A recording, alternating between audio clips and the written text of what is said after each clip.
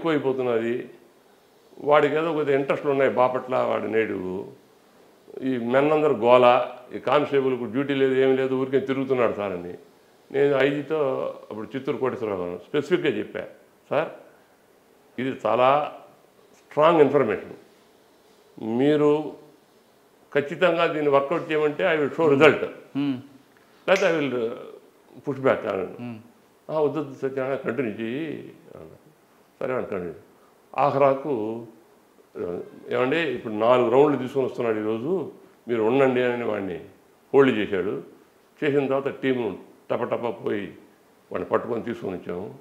తీసుకొని వచ్చి వాడు చాలా మీక్ ఫెలో కుమార్ అని ఏదో కర్ణాటక నుంచి వచ్చింది, కాకినాడ డిఎఫ్ఓ గారింట్లో అవుట్ హౌస్లో విడో పాపమే షెల్టర్ వాడికి. చాలా మంచివాడు, కానీ పగలు నేరస్తూ వాడు. ఇల్లు లాక్ చేసి ఉంటే మాత్రం ఇంట్లో నేరం మొత్తం చేశాడు. అట్లా వైజాగ్ పోతే వైజాగ్లో ఒక రివాల్వర్ దొరికింది వాడికి. ఆ రివాల్వర్ ఇది. వాడి దగ్గర హ్యూజ్ ప్రాపర్టీస్ అది. వాడు ఒక 3 kgs దాకా గోల్డ్ కూడా రికవరీస్ అవి చెప్పాడు. మాకు అంత కేసులు లేవు కాబట్టి లోకల్ పోలీసు అందరికీ చెప్పేది రికవరీ చేయించి I'm satisfied with the arrest of revolver and మా కేసెస్ డిస్పోజ్ అయ్యే గోల్డ్ వరకు రికవరీ చేయించేసేసి అవి అరెస్ట్ తీరింది. 3 రివాల్వర్లు అది నా కోరిక మాత్రం అది తీరిపోయింది సార్. ఆ కేసు అది అలా చేసి కోరిక తీర్చుకున్నారు 3 రివాల్వర్లు. అది వెరీ గుడ్ రికగ్నిషన్ కూడా అది దాంట్లో. ఇంకా సార్ మీరు సిఏ నుండి డిఎస్పీ వచ్చే వరకు ఈ సిఏ ఇప్పుడు ఇది ఒక ఇంపార్టెంట్ కేసు ఒకటి ఉందండి రైల్వేలో విజయవాడలో. ఓన్లీ ఒక డెడ్ బాడీ వచ్చింది, ఒక ట్రంక్ బాక్సులు, ఒక పీపా అంటాం కదా మనం, పెద్ద సైజు పీపా, అది బాత్రూంలో ఉంది. అది ప్యాసింజర్ ట్రైన్. ఎవరికి వాడికే వాడు తెచ్చిపోయి డ్రమ్లో కూర్చొని విజయవాడ వచ్చి దిగడు కదా. అంటే ఎవరో మర్డర్ చేశారు, వాడిని పంపించారు.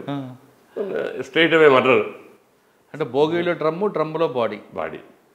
భోగిలో అంటే బాత్రూంలో, అదే భోగి బాత్రూమ్.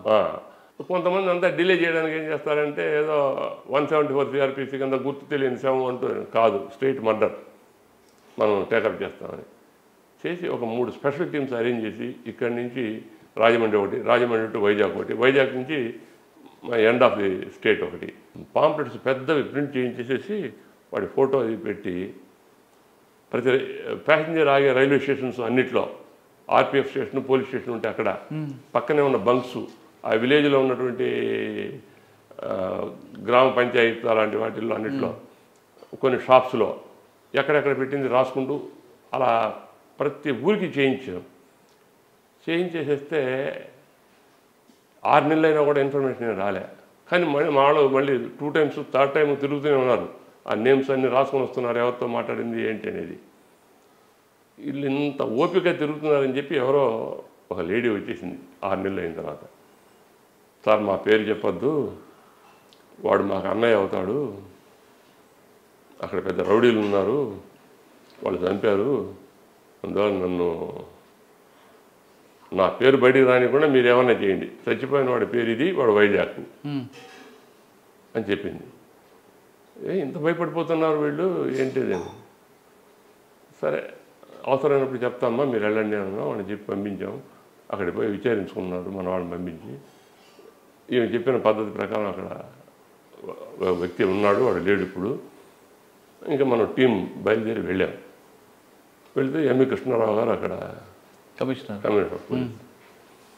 ఎంఈ కృష్ణారావు గారికి నేనంటే మంచి అభిమానం. ఎందుకనంటే కొద్దిగా ఛాలెంజింగ్గా జాబ్ చేస్తాడు సత్యనారాయణ అనే విషయం వారికి తెలియపరిచినాను. ఒకసారి ఏందా you are living on past glory mister Satyanarayana అన్నాడు.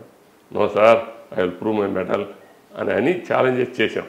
అందుకని అతను నేనంటే 1000 మంది ఉన్నా కూడా సత్యనారాయణ అని పిలుస్తాడు.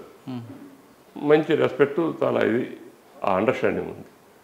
అరవిందరావు గారు కూర్చున్నారు, వాళ్ళిద్దరూ ఒక బ్యాచ్ మాట్లాడుకుంటున్నారు. ఏం సత్యనారాయణ వచ్చావు అన్నాడు. సార్ 5 o'clock చిన్న కేసు ఏదో ఒకటి ఉంటే వచ్చాను సార్, ఇక్కడ ఏదో మ్యాన్ మిస్సింగ్ అని ఉంది, ఒకటి ఏదో బాడీ ఉంది, అది అవునా కాదు అని చెప్పి ఒకసారి డిసైడ్ చేసుకున్నాం ఉద్దేశంతో వచ్చాను. కొద్దిగా లోకల్ హెల్ప్ కావాల్సి వస్తుంది కదా, అందుకని ముందు కమిషనర్ గారితో కలిస్తే కింద వాడు కూడా మనం కోఆపరేట్ చేస్తానని వచ్చాను అని అన్నా.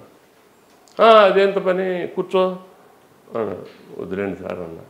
అరంజరావు కూర్చోకూడదా ఇన్స్పెక్టర్ అన్నాడు. ఎందుకని కూర్చోము అరంజరావు ఇక్కడ తెలుసుగా, ఇప్పుడు ఎన్టీ రామారావు వచ్చినప్పుడు అది చూసిండాడు, టీ తెప్పించారు. ఇన్స్పెక్టర్ చెప్పాడు. ఆయనకే డౌట్ వచ్చింది. నీ లెవెల్కి ఇన్స్పెక్టర్ చాలదు కానీ ఏసీపీతో చెప్తాను, ఏసీపీని కలవయ్యా సత్యనారాయణ అన్నాడు. అంటే అతనికి సత్యనారాయణ వచ్చాడు అంటేనే ఒక సెన్సేషను. వీడు ఊరికే ఇన్స్పెక్టర్ చెప్పామంటే అదేదో గాల్లో కలిసిపోతుంది అని ఏసీపీ చెప్పారు. పోయినాం పోలీస్ స్టేషన్కు. ఆ అమ్మాయిని పిలిపించమన్నాము. వాళ్ళ వైఫ్ ఉండింది, వాళ్ళు మ్యాన్ మిస్సింగ్ అని కేసు కట్టినారు. ఆ డేట్ కోయిన్సిడెన్స్ అవుతున్నది. ఆ అమ్మాయి రాగానే మీ భర్తేనా అమ్మా అతను అని అంటే, అవును సార్. బతుకున్నాడమ్మా మీ భర్త, రాజమండ్రిలో ఉన్నాడు, మెంటల్ వచ్చేసింది, మనుషులను చూస్తే గుర్తుపడడం లేదు, ఏదో మాటల్లో నేను పాస్టరు ఇట్లా అని చెప్పాడు, అందువల్ల మిమ్మల్ని ఎత్తుకుంటూ వచ్చాను, ఒక్కసారి మీరు వచ్చి అని గమనించిపోతే రికగ్నైజ్ చేస్తే తర్వాత ట్రీట్మెంట్ ఇప్పిస్తాం. ఆ అమ్మాయి ఇలా చూసింది. ఎరా పిచ్చి నా కొడక, చంపింది నేను రా, నువ్వేందిరా ఇటు నాతో చెప్తున్నావు అని మనకు మూగ భాషలో అర్థమవుతుంది. ఇది మనం క్రిమినల్తో మాట్లాడేటప్పుడు అర్థమవుతుంది. అంటే సరే వీడేదో పిచ్చివాడు ఉన్నట్టున్నాడు, ఆ పిచ్చి వాళ్ళు పోయి అని చెప్పి ఏదో మాట్లాడుకొని సరే వెళ్ళిపోమ్మా రేపు రాండి మనం మాట్లాడతామంటే ఇంకా దానికి సంబంధించిన వాళ్ళందరూ 5 మంది వచ్చారు. 5 మంది దగ్గర ఒకటి దగ్గర లెటర్ ఉంది. ఈ కేసులో ఇంపార్టెన్స్ ఏంటంటే the dead body is acted as a ghost to the investigating officer. మనం ఎక్కడికి పోతున్నామో వాడి గోస్ట్ వచ్చేస్తున్నది. వాడు ఈ పాస్టర్స్లో పెద్ద నెంబర్ 2 అవుతాడు. వాడు వాళ్ళని ఆవహించి ఉంటాడు. వాడు ఒక లెటర్ తీసుకొని వచ్చి ఇచ్చాడు. అసలు మనం దానికి closed cover to the commissioner of police Visakhapatnam.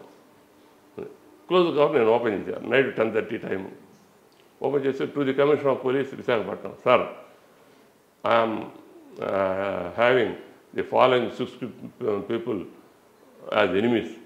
They may kill me at any time. If I am not seen for 7 consecutive days, the following 6 people are responsible for my death. అని వాళ్ళు 6 పేర్లు రాసి యువర్స్ ఫెయిత్ఫుల్లీ అని సంతకం చేసి cover. అరే నేను కనుక 1 వారం రోజులు రాకపోతే ఈ కవర్ సిపి గారికి ఇవ్వండి అని చెప్పి వాడికి ఇచ్చిపోయినాడు. 6 నెలలైనా వాడు ఇవ్వలేవాడు, మర్చిపోయినాడు. మనం పోతే గుర్తొచ్చింది, అందుకని మనకిచ్చాడు. దాన్ని ఉదయాన్నే తీసుకొని కమిషనర్ దగ్గరికి వెళ్ళా. నాయన ప్రెస్కి ఇచ్చావా? ప్రెస్కి ఇవ్వలేదు సార్. ప్రెస్కి ఎందుకు, మనకు ఇన్వెస్టిగేషన్ కదా కావాల్సింది అని. ఏదో జాగ్రత్తగా చెయ్యి, ఇది ఈ అధవులకు వీళ్ళకి ఇంట్రెస్ట్ ఉండదు ఇక్కడ, నీకు ఏమైనా హెల్ప్ కావాలంటే నాకు చెప్పు, నేను చేస్తాను. మిగతా వాళ్ళని కూడా ఇంట్రాగేట్ చేయాలి. పోలీస్ స్టేషన్ వచ్చి కూర్చున్నామండి. 6 names ఒకడు అక్కడ లోడింగ్, ఇప్పుడు ట్రాక్ మీదకి బండి వస్తే షంటింగ్ అంటారు, ఇంజన్ వచ్చి దాన్ని తీసుకోబోతుంది, లేకపోతే ఇంజన్ వదిలిపెట్టి తీసుకుపోతాం. ఆ డ్యూటీ వాడిది. మనం కూర్చున్న కుర్చీ ఎదురుగా కనిపిస్తూ ఉన్నాడు వాడు. మేము మాటల్లో అడుగుతుంటే వాడే సార్ మీరు అడుగుతున్నవాడు అని అన్నాడు. ఇప్పుడు ఇది సెకండ్ ఇన్సిడెంట్ అనమాట. మనం కావాలనుకున్న వ్యక్తి మన కళ్ళ ముందు కనపడ్డాం. వాడిని పిలిచాం. పిలిస్తే వాడు చాలా అమాయకంగా ఉన్నాడు. వాడు railway police, RPF police, health బాగాలేక కన్వర్షన్ వచ్చేసేసి ఈ క్లార్క్గా వెళ్ళి షంటింగ్ దగ్గర ఉన్నాడు. వాడితో మాట్లాడుతుంటేనే no he is not involved in this case అని డిసైడ్ చేసేయచ్చు. వాడిని ఒక 5 నిమిషాల్లోనే దాదాపు డిసైడ్ చేసేసి మిగతా వాళ్ళ నేమ్స్ను అడిగితే వాడు చెప్పాడు. కొంత అసోసియేషన్ ఉన్నది అనే సంగతి అర్థమైంది. వాడు ఎప్పుడు పిలిస్తే అప్పుడు వస్తాడు, ఎందుకు లేని చెప్పి వాడిని పంపించేసాడు. ఇంకా థర్డ్ పర్సన్ కోసం కొద్దిగా ప్రయత్నం చేయాల్సి వచ్చింది. వాడు ఏంటంటే వాడు ఇప్పుడు కోర్టు కానిస్టేబుల్. అందుకని మనం ఈరోజు నైట్ గమ్మనుండి ఉండి 10:30 కోర్టు దగ్గరికి పోతే వస్తాడు, నిన్ను రమ్మన్నారా అని చెప్పి మనకి పోలీస్ స్టేషన్లో చెప్పి ఉంచి వాడికి రిలీఫ్ పంపించి వాడు తీసుకొని వచ్చి వాడు కూడా అమాయకంగానే ఉన్నాడు. ఊరికే అందరినీ చూసి కూర్చోబెట్టుకుంటే మనకు వాడి వైఫ్ని పంపించేసి వీడిని పంపించేసి వాడిని పంపించేసి కాన్ఫిడెన్స్ వచ్చేసింది, ఇంకా ఎవరికి ఏం కాదు అని. అప్పటికి 6 ఊర్లో 2 అయిపోయినాయి. ఇంకొకటి గురించి విచారిస్తే అసలు వాడు అమాయకుడు సార్, వాడు అసలు ఈ కేసుకు ఏం సంబంధం లేదని వాళ్ళే చెప్పారు. ఇంకా అంతా ఒక 3 మీదికి తిరిగింది. ఇంక ఇక్కడ ఉండే కొద్దిగా హీట్ ఎక్కుతున్నది, చేంజ్ చేయాల్సిన పరిస్థితి వచ్చింది అని ఈ అమ్మాయిని రాజమండ్రి తీసుకెళ్తున్నాము అనే ఉద్దేశంతో అందరికీ చెప్పేసి సాయంత్రం 5 గంటలకు ట్రైన్కు మేమంతా సెకండ్ ఏసీలో ఎక్కాము. నేను ఎస్ఐ, ఇంకొకతను, హెడ్ కానిస్టేబుల్స్, ఈ లేడీస్ అంతా ముందు పక్క ఎక్కేశారు. ఎక్కేస్తే ఇంకొకటి కోసం మాకు అసలు సస్పెక్ట్ ఒకడు ఉన్నాడు, పెద్ద రౌడీ వాడు అని అంటున్నారు. వాడి పేరు సన్యాసి నాయుడు, ఇది ఆర్పిఎఫ్. అంటే వాడితో డేంజర్ సార్ అది ఇది అని చెప్పున్నారు అక్కడ. అంటే అందుకని ఇప్పుడు కాదు, మనం ఖచ్చితంగా వాడి మీద డిపార్ట్మెంట్లో పనిచేస్తున్నాడు రౌడీ, వాడు ఈ మర్డర్ చేసిన దానికి చాలా పాసిబిలిటీస్ ఉన్నాయి.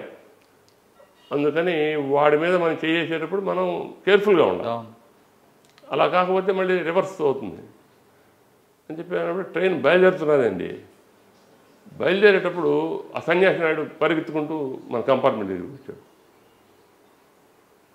వచ్చేసి సార్ నేను సార్ సన్యాసి నాయుడు, మీరు నా కోసం ఏదో, అరే ఎందుకయ్యా నువ్వు ఇందాక వచ్చింటే పంపించేసిండు, ట్రైన్కు నీతో 2 ముక్కలు మాట్లాడి పంపించేస్తాను, రాజమండ్రి దిగానికి వచ్చేస్తావు నువ్వు అంటే సరే సార్ అన్నాడు.